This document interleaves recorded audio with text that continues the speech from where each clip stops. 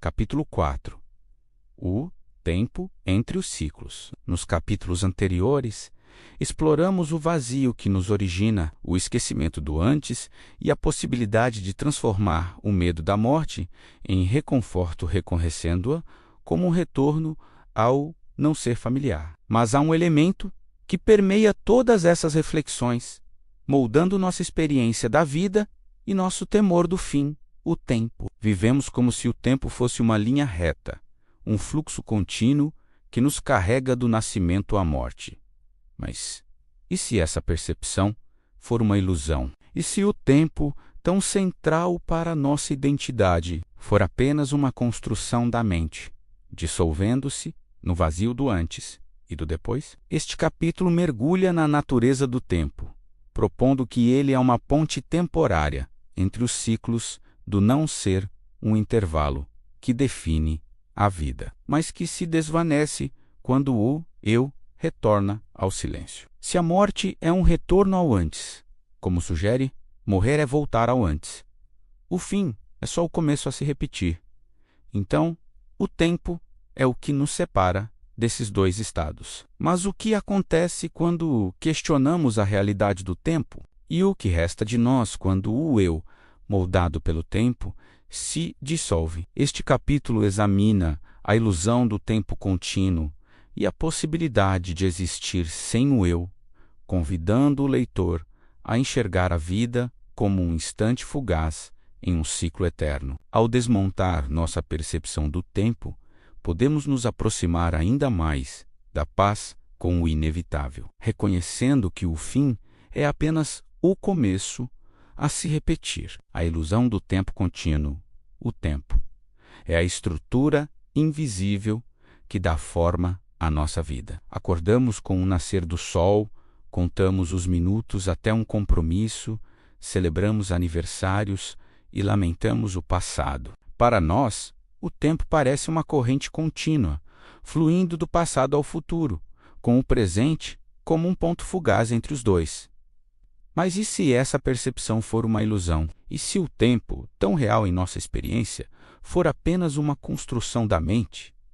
Uma maneira de organizar o caos da existência? Este subtema explora como o tempo contínuo é uma percepção humana, dissolvendo-se no não ser do pré-nascimento e da pós-morte, e como essa visão pode nos libertar do medo do fim. Pense em como percebemos o tempo. Ele parece linear, com um começo o nascimento, um meio a vida e um fim a morte. Mas essa linearidade é uma invenção da mente. Antes de nascer, não havia tempo para você. Não porque ele não existisse, mas porque não havia um eu para medi-lo. No pré-nascimento, os séculos passaram sem deixar marcas, porque a consciência, que registra o tempo, ainda não havia surgido. Da mesma forma, na morte, quando a consciência se apaga, o tempo perde seu significado. O não ser, como vimos nos capítulos anteriores,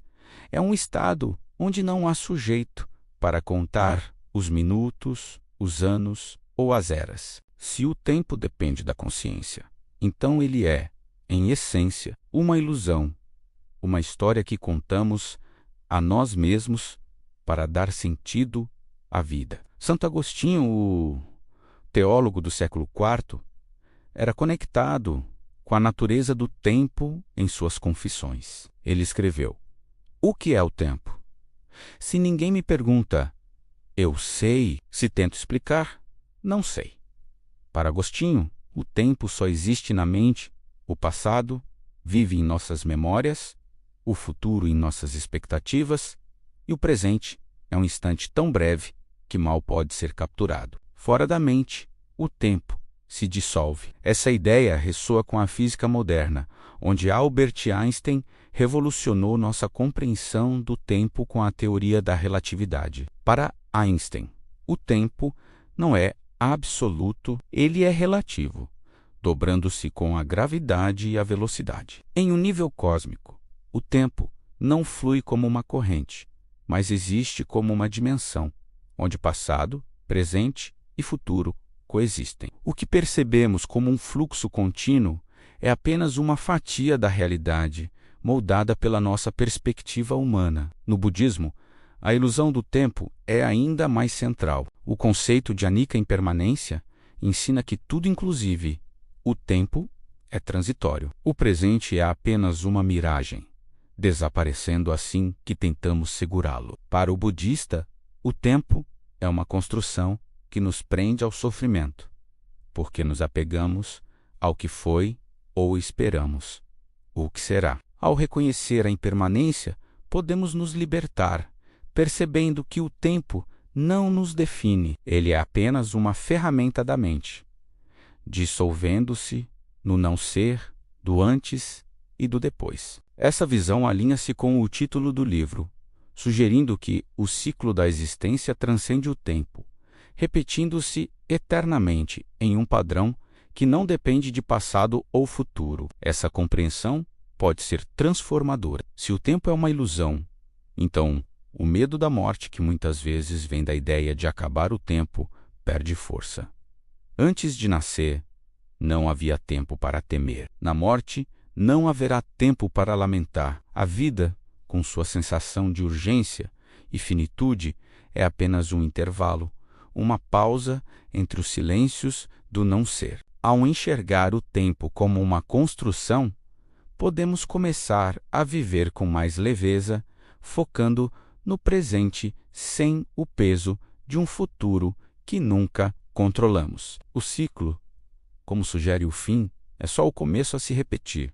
Não é limitado pelo tempo. Ele é eterno, um padrão que existe além da nossa percepção. Existir sem o eu.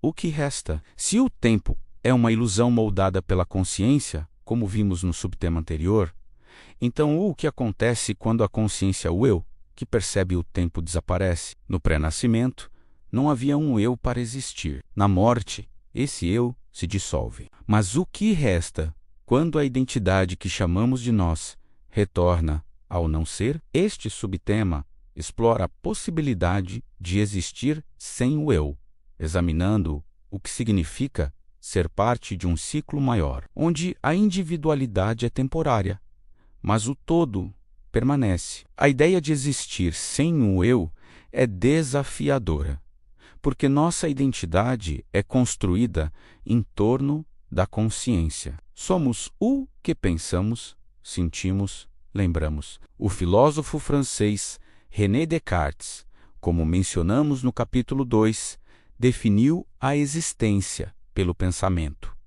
Penso, logo existo, mas se o pensamento cessa, como na morte, o que somos, para Descartes, a ausência de consciência marcava o fim do ser. No entanto, outras perspectivas sugerem que a dissolução do eu não é o fim, mas uma transformação, um retorno ao ciclo que nos conecta ao universo. No budismo, o eu é uma ilusão, uma construção temporária criada pela mente. O conceito de anitta não eu ensina que não há um self permanente. O que chamamos de eu é apenas uma combinação de processos físicos e mentais, como ondas em um oceano. Na morte, essas ondas se dissolvem, mas o oceano, o ciclo da existência, continua. Para o budista, existir sem o eu não é uma perda, mas uma libertação, um retorno ao todo que sempre fomos. Essa ideia ecoa no título do livro, onde o antes e o depois são estados sem um eu, mas parte de um ciclo que se repete. A ciência oferece uma perspectiva complementar. Na física, a matéria e a energia que compõem nosso corpo não desaparecem na morte. Elas se transformam, retornando ao meio ambiente em um ciclo contínuo. Carl Sagan, astrônomo e comunicador científico, expressou isso poeticamente.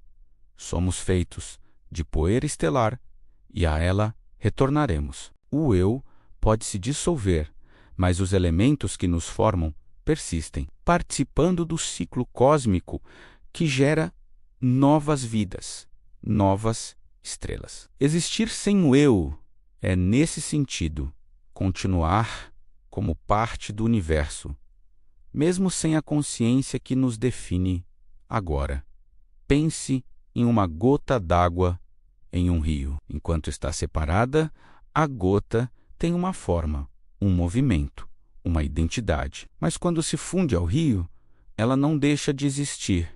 Ela se torna o rio. Da mesma forma, o eu é uma gota temporária, distinta por um momento, mas destinada a se fundir ao ciclo maior do não-ser. No pré-nascimento, éramos parte do rio, sem sabê-lo. Na morte, retornamos a ele. O que resta não é o eu, mas o fluxo eterno, o ciclo, que, como diz o título, está sempre a se repetir. Essa visão pode ser ao mesmo tempo humilhante e libertadora. Perder o eu é perder o U, que nos torna únicos, mas também é ganhar a conexão com algo maior. Para algumas tradições, como o hinduísmo, o eu se dissolve no Brahman, a realidade última, enquanto novas formas surgem no ciclo do samsara. Para a ciência, somos parte de um cosmos que recicla matéria e energia infinitamente. Em ambas, o eu é temporário, mas o ciclo é eterno. Saber disso nos convida a viver com menos apego à nossa individualidade e mais abertura ao presente, onde o eu ainda brilha. Um convite à presença, o tempo como uma ilusão da mente e o eu como uma construção temporária. Nos lembram que a vida é um intervalo fugaz entre os silêncios do não-ser. Ao questionar a continuidade do tempo e a permanência do eu, podemos nos libertar do medo de que o fim seja uma perda. A morte, como pré-nascimento, é um retorno ao ciclo eterno, onde o tempo se dissolve e o eu se funde ao todo. Morrer é voltar ao antes. O fim é só o começo a se repetir. Nos convida a ver esse ciclo não como uma tragédia, mas como uma dança cósmica. Mas como as histórias que contamos, mitos, religiões, ciência, moldam nossa visão do não-ser? E como essas narrativas nos ajudam a encontrar sentido no ciclo? No próximo capítulo, exploraremos essas questões, mergulhando nas perspectivas culturais que iluminam o antes e o depois. Por enquanto, convido você a refletir. Se o tempo é uma ilusão e o eu é temporário, como você pode viver este momento com mais plenitude, sabendo que faz parte de um ciclo que nunca acaba? Até o próximo capítulo.